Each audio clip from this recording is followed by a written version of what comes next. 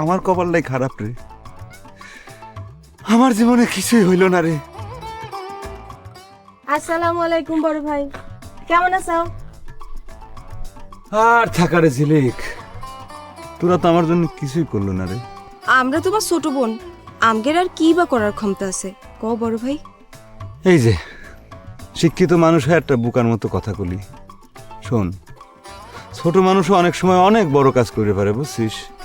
কে গল্পে পড়িস নাই, পুস্তকে পড়িস নাই, এক সিংহ ফাঁদে আটকা পড়ছিল, পরে ছোট্ট একটা দানা ইঁদুর জাল কাটে সেই সিংহ জানে বাঁচাইছিল।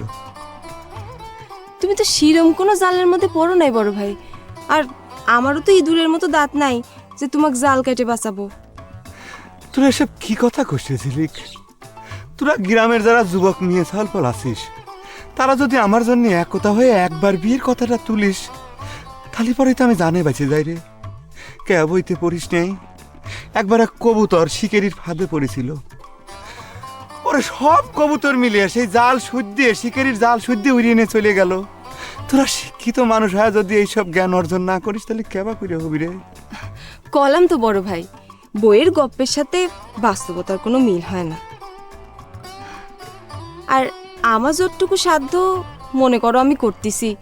তোমার ছোট ভাই পাশ করানোর জন্য প্রাইভেট পড়াচ্ছি, কিন্তু তোমার জন্য আমার কিছুই করার নাই ভাই। ছোট গেদার ভাগ্যটা কত ভালো, দেখ তোর মতো একটা প্রাইভেট মাস্টার পাইছে। খালি প্রাইভেট মাস্টার করছে কিসের জন্য রে? বউ হিসাবে তো তুই ঠিকই হয়ে আছো।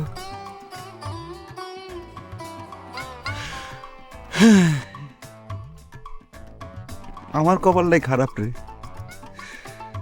আমার জীবনে কিছুই হইল না রে।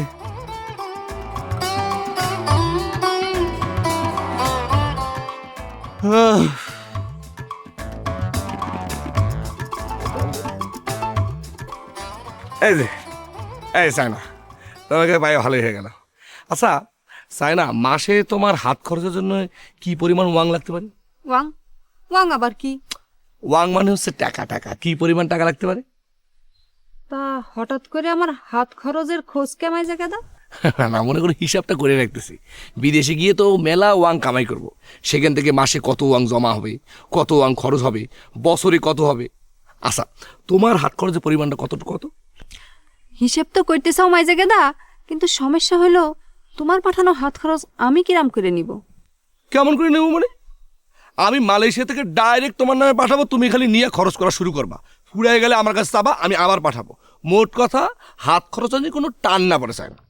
সবই তো বুঝলাম, কিন্তু কথা তো সেটা না। কথা হচ্ছে গে তুমি একজন পরপুরুষ, তোমার কাছ থেকে টাকা তো নেওয়া যাবি না, আমার গার্জেন তো সেটা মানবি না। মানবি না কা? দরকার হলে আমি তোমার গার্জেনের সাথে গিয়ে কথা কব। কথা কয়া তো লাভ নাই মাইজে গেদা, বুদ্ধি একটাই আছে, সেটা হচ্ছে তুমি বিদেশে যাওয়ার আগে যদি আমাকে বিয়ে করে যাও, তাহলে আর কোনো সমস্যা থাকবি না। এটা তুমি কি কথা করছো না? আমি তোমাকে কয়েছি না, নিজের পায়ে না দাঁড়িয়ে যারা বিয়ে করে তাদের মতো বধূ মানে ব্যাককেল মানুষের দুনিয়াতে একজনও নেই। আমি এরকম ব্যাককেল মানুষের মতো কাম করতে পারবো না। তাছাড়া একটা সমস্যাও আছে, বিয়ে করা বউ ফালায় থেকে বিদেশে গিয়ে আমি কোনো কামে কেসুলি টান দিবার পারবো না। কেসুলি টান মানে হচ্ছে মন, আমি মন দিবার পারবো না। ঠিক আছে, তুমি নিজের পায়ে দাঁড়াইনার জন্য বিদেশে চলে যাও, আর এদিক নিজের পায়ে দাঁড়াইনে ভদ্রলোকের ছেলেরা এসে আমাকে বউ করে নিয়ে যায়। তখন এইরকম হাজারটা ক্যালকুলেটর দিয়ে হিসেব করেও এই সাইনা পাবে না হয়ে দিলেন।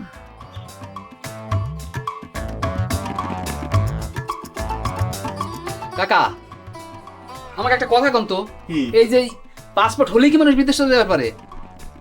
যাওয়া যাবি না কে? বিদেশ যাওয়ার আগেই যদি মেশিনে টাকা গোনা যায়, তাহলে পরে খালি পাসপোর্ট দিয়ে বিদেশ যাওয়ায় অসুবিধা কি? আরে আমি তো সেই কথাই কই, এই যে খামাখা মেজোগেদা বিদেশ দাবি কয় সারা গ্রাম লাটায় বেড়াচ্ছে, এটা একটা সিটারি হচ্ছে না? কন মধ্যখান থেকে আমার মেশিনটা নিয়ে চলে গেল। আমি আর এসব ব্যাপারে কিছু কবির চাই না রে মজদু, তোরে বন্ধু বান্ধব তোরাই ভালো বুঝবো।